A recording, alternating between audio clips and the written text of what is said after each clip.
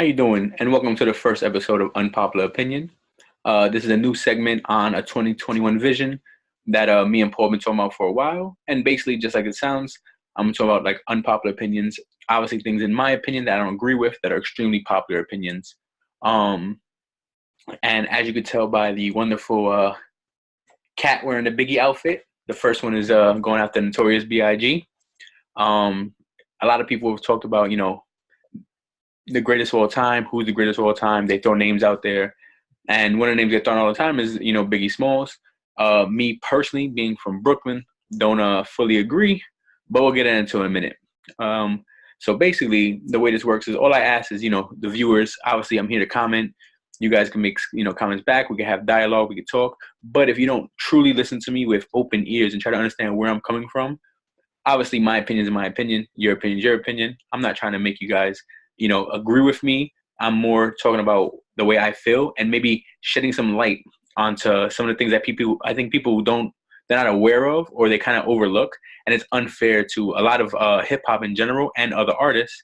So that's, one of the things I'm basically going to talk about. That's basically the point of this whole thing with unpopular opinion. And again, I want you guys to, open your minds, hear what I'm saying, try to hear my side of it. And again, I'm not trying to change your opinion on any of the subjects we do going forward. But this is the first one based on Biggie Smalls. So to get things started,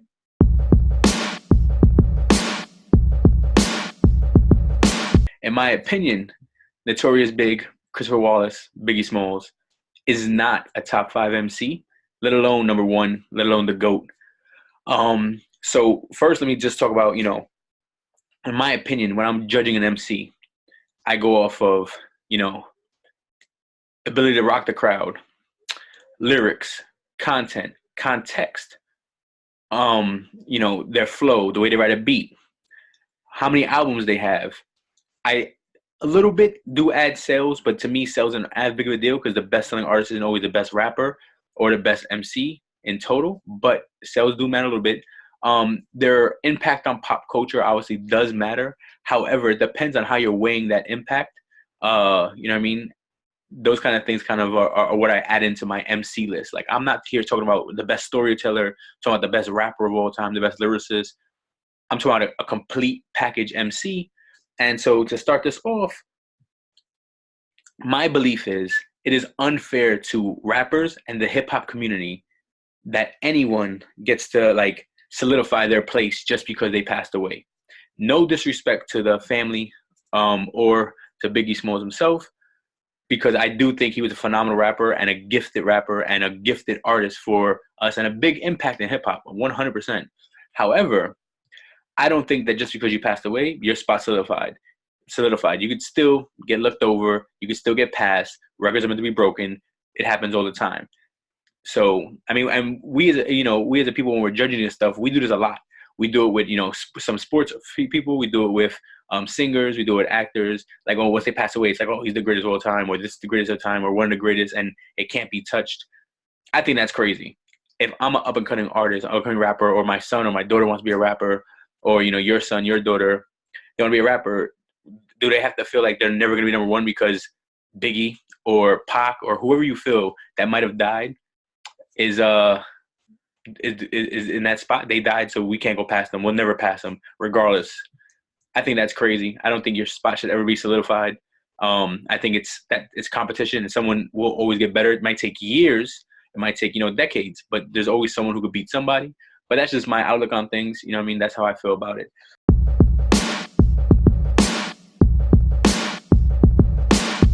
If you're a fan of a 2021 vision, then you've seen the last episode.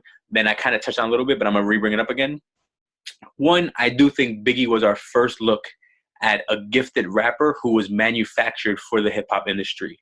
So if you look at the times when Biggie was coming out, comparing Biggie to the rapper he was on the Brooklyn streets, then looking at him as the rapper he is here, that Puff Daddy, that bad boy presented to us, completely different artist. And again, I don't want to go over words like, industry plant, because I don't think he's an industry plant. I think industry plants are a real thing in nowadays hip hop, but I don't think back then he was as much as an industry plant. More, I would go with the word manufactured. He was made to fit the era to sell. the same way people pick certain samples, certain songs that they know are going to hit and they're going to sell well, they pick certain artists. And Biggie's skill set, which is an amazing skill set, I am not downplaying his skill set at all, added to the fact that they manufactured him to fit a perfect mold. So when you look at it, you know, in my opinion, a lot of Big's commercial success, Hypnotize, Juicy, One More Chance, Big Papa. If you watch any documentary, if you listen to any mixtape, you listen to any Big interview, anything before he blew, that was not Big. That was not his style. That's not who he wanted to be. He was a raw, give me the loot. That is Big. That's Notorious BIG. That's the rapper from Brooklyn. That's the one that we all know. And that's the one that's who he wanted to be. Unfortunately, obviously, he met up with his Bad Boy team and they didn't see that vision. They wanted him to sell a different way, which is correct. I mean, it's definitely correct because if you look at, just to give you a for instance, you look at like Nas, Illmatic 94, dropped around the same time. No, not the same time, but dropped a little earlier than Ready to Die. That album lyrically is heavy, but it didn't have those hits. I mean, compared to what Ready to Die had, there was no Juicy on Illmatic and it didn't have the same commercial success. So I definitely understand the reasoning behind it. By all means, it's in a business to make money. But that was manufactured for Big, 100%. Then also we talk about, Big, fat, black, and ugly, and the way he used to talk about himself. And then all of a sudden you see the pretty boy style. That again, also was not Big style. Big was champion hoodies, lumberjack jackets, Sherlins, flannel hats, regular hats, fitteds, occasional Kangol, Timbs. Like that was Big. Shoes, Armani, Versace shirts. That was not Big at all. That was the commercialized Big that knew would sell. And a big part of that influence goes 100% to Tupac Shakur. Without Tupac Shakur, you would still have, again, if you ever looked at the famous photo of Big with the middle finger and Pac right next to him, Pac is looking all fancy. And, Big has his little horrible bandana over his head, is, no name brand, nothing crazy. That was who Big was. Big was a street dude, and that's his style. So he was definitely manufactured and pushed. His confidence boost came from Tupac 100%, telling him he could do it. He could have the charisma. You go rock Versace, and he teaching him how to do certain things in the game and being a good mentor to Big. Because a lot of people don't realize, and a lot of people don't know, or they keep a blind eye to, Pac was a mentor to Big, 100%. He was one of the biggest people helping him get into the game and focus on his craft, besides obviously Puff. But yeah, so my point is, he was definitely manufactured for hip-hop. So a lot of the hits, a lot of things that, catapult him to the forefront was that, believe me, if Biggie's first single was Give Me the Loot, we wouldn't be having this conversation.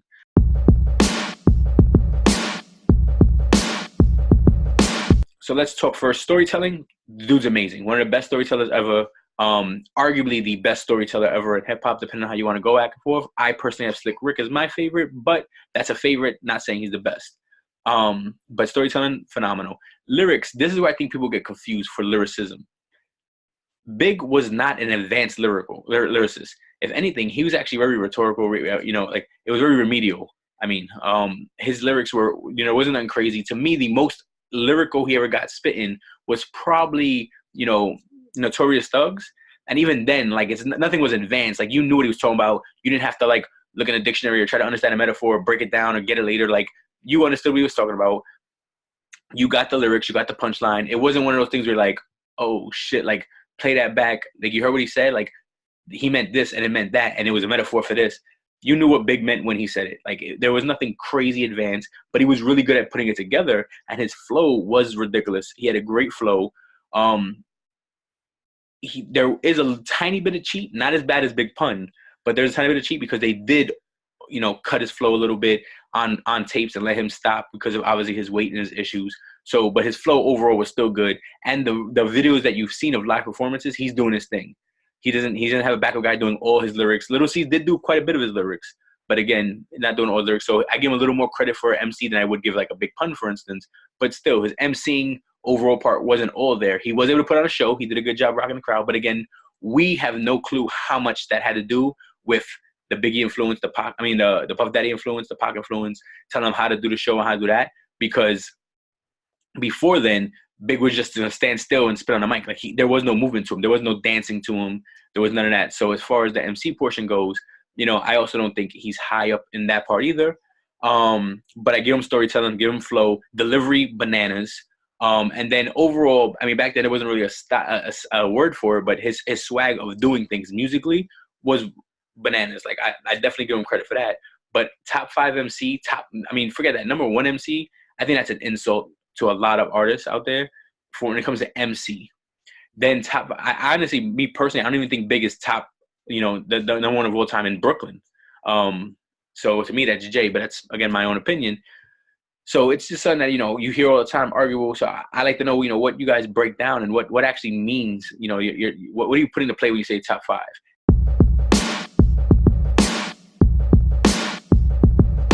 And then we talk about the icon part, a lot of people don't realize that the West Coast dominance of the rap game in that time is what helped push Biggie to the forefront, because they needed that messiah, that savior on the East Coast, because we had nothing. We were looking terrible out here.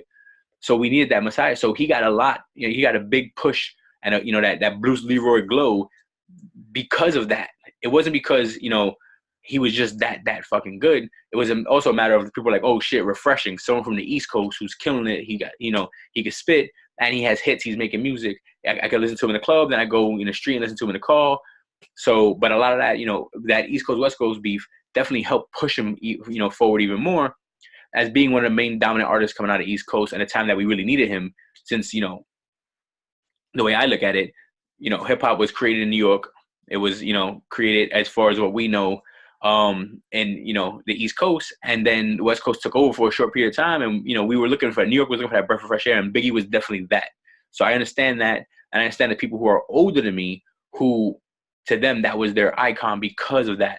But if you actually look over in overall hip hop, in my opinion, there's not a huge presence of Biggie's influence throughout the rest of hip hop, besides the Junior Mafia clique.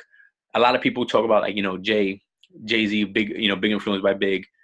I personally disagree, because Jay was already spitting when, like, they were around each other. Like, they were already spitting together. You know what I mean? It's not like, if Big never existed, Jay wouldn't have picked up a mic, because Jay was already doing it. And then you have even other artists like, the Lox. I'm a huge Jadakiss fan. Jadakiss probably gonna hate me for this if he ever watches it, because I know he thinks Big the greatest of all time. He's a big fan, but I'm a huge Jadakiss fan as a rapper. He's one of my favorite rappers.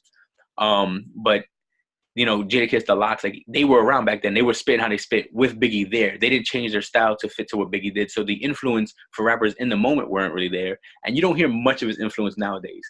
I do know that, some artists like J. Cole, for instance, has given a lot of respect towards Big and part of influencing him. But I know the original artist who influenced J. Cole was Tupac. If you watch, any of his first interviews, or even his interview that he did with Lil Pump, he explained the first time he ever got into rap or wanted to write rap was listening to Tupac. But anyway, so I don't think Big's influence on the hip hop community, as far as, birthing artists, is as big as people claim, personally. I mean, again, that's why we're here to debate and comment and have a discussion. So if you guys have any other artists that maybe I'm overlooking that Big 100% you could see his influence in, please let me know. But I don't see it. Even remember that kid Gravy? Gravy kind of sounded like him, but or even Shine, another one who his voice was similar. He was on Bad Boy, but he wasn't a big clone. It wasn't like he was trying to So I don't really think there's a big influence there. So that takes about part of that part. And then so when you start, in my opinion, when you start breaking down the MC list, and he's not top for MCing overall. He's not top for lyricists overall. In my opinion, he's not top for storytelling. He's at 2s and 3s in certain spots, top 5 in certain spots. But when you do the law of averages, he doesn't break down to number 1 just off that alone, in my opinion.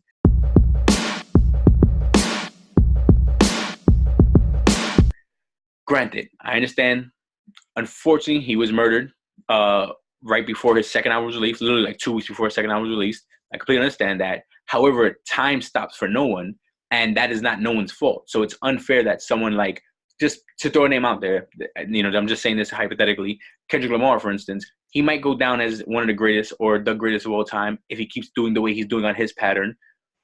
The minute he got past his 2 albums and he's doing phenomenal, you kind of start leaving the people who have 2 or 3 albums in the dust. And when he does his 9th album, and if they're all consistent, rappers who had 5 albums are now getting left in the dust. This is not just about Big. This is just the way it works in general. If someone puts out, Jay-Z, for instance, in my opinion, he only has 1 album that I really, really just can't stand. But other than that, he has a million albums, then the artists who have half of his catalog that aren't doing as well as him, I mean, there's no reason for him to be in that kind of conversation. So discography matters to me. So two things. One, I do definitely agree that Ready to Die is a classic album. 100% classic album. But just because you have a classic album, make it great all the time. A lot of rappers have classic albums, but I definitely think Ready to Die is a classic album. I don't have much hatred towards that album at all. From start to finish, it's a good album. I think I have maybe one or two skips, maybe, and I'm pretty sure it's 14, 15 tracks, if I'm not mistaken. So I have no hate on that album. Life After Death, however, I do think it was a double disc album that could have been split into. It could have been made one album and just took a few songs out. There's a few fillers in there, in my opinion. The album's not as great as people think. And before everyone attacks me on this, you should go back and do your research, because apparently Bad Boy and the record industry thought the same thing. Because if you look, 2014 they remastered it, but they released it with only 14 tracks, and they kind of made a greatest hits Life After Death album instead of the full 22 songs that were originally there. So I mean, it's that in my opinion, makes it not even my opinion anymore. It makes it fact, because the industry that put it out, the actual record label that put it out, made a remastered version in 2014, and that one cut out what it's now 14 tracks, really 22. So that one cut out eight songs. That says something. So that's how I look at it. So the second album, good album. It did its sales, of course. Obviously, posthumous, he had just died 14 days before. That always helps when it comes to record sales. Unfortunately, I know it sounds terrible, but they always say people don't get the flowers, you still smell them. That helps you catapult. So it's sold right away, because Ready to Die took a year and change to go platinum versus, Life After Death that went platinum pretty fast. But again, a lot of it had to do with him just dying. But the album itself wasn't as great as people make it sound. There are quite a few skips. Plus, I hate some of the songs on there that are popular. Like Hypnotized to me is an instant skip. I can never hear that song again in my life, and I'm fine with it. So Hypnotized to me is an instant skip, which is, again, another manufactured Puff Daddy song that Big probably would have never done in his life if it wasn't for Puff Daddy. But like his hits are all Puff Daddy. Like I said, all his hits are Puff Daddy manufactured songs. But Life After Death to me has a lot of holes in it. Could be skips. Make it a shorter album. I'm barely gonna touch on Notorious, because I know that was really just them trying to make money off the man's name in the last minute. But that does technically count as third album. It was put out. That is a third album. I mean, but again, you can't blame him much for that. That's like talking about endangered species for fun. Like, it doesn't count. But so discography, the man has two. In my opinion, if there's any other artist, I'm talking about just albums right now, for when it comes to building up an MC, if there's any other artist, that you like, if you name 5 artists right now that you already love more than 2 albums of theirs, you're already knocking Big down that ladder for at least the record portion of building an MC for discography. Because if you got Nas and you're like, oh shit, I love 5 of his albums. If you got Jay and like, I love 7 of his albums, and you're like, oh, I like this guy, and I like 3 and 4. Big still only has 2. At the end of the day, 2, and to me, it's more of 1.5. If they would have cut that album the way it should have been cut, maybe 2. So discography, I think he takes a big L over there.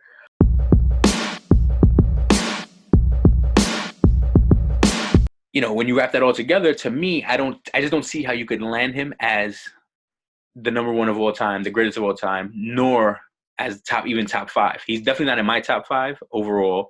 I'm not going to go over my top 5 at this moment. I'll do it at a later conversation, maybe with Paul or something. But he's not in my top 5. He's honestly, as an MC, he's probably not even in my top 15. He probably would be somewhere in that top 15 when it comes to MC. Arguably, I have to really, really think about it, because I'm a huge fan of hip hop and rap, and I have a lot of artists that I'm a fan of their discography, their MCing, and their skills overall. He's probably in my top 15 if I have to think about it. Squeezing close to the top 10, but definitely not top 5 in my opinion. And definitely not greatest of all time. I think the greatest of all time Biggie comments are fucking ludicrous. I think it's disrespect to a lot of artists, especially artists that came out after he died, because again, your spot should never be solidified just because you passed away. It's unfortunately passed away. You should be recognized, but your spot is never solidified, regardless of how nice people thought you were. So that's my big thing overall with Biggie, with Notorious B.I.G. I just don't see where people see, in my opinion. And this is something that anyone, at any time, especially, a lot of my friends watch this. A lot of me and Paul's mutual friends watch this. At any time, in case you don't believe me, anytime ask me to screenshot my playlist or something like that. It's very rare that I ever have any Big in there. So this is not like a new opinion or just something just to go at. it is something I've said for a long time. I've had these arguments, at work in the break room years and years ago. I've had these arguments, with my boys on the stoop back in Brooklyn years and years ago. Because I personally I just never seen where Big was that top MC that everyone claimed for all time. And again, I say this as a dude from Brooklyn, born and raised. Like, I love BK. I understand what he meant for the thing, but I don't see it. I don't see it. So that's just, like I said, that's my opinion.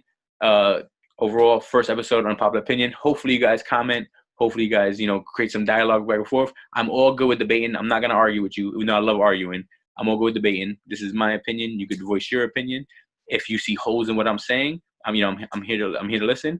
I have no problem sitting down and listening to the whole Big album with you and break it apart. I can break apart all his questionable lyrics, very questionable lyrics.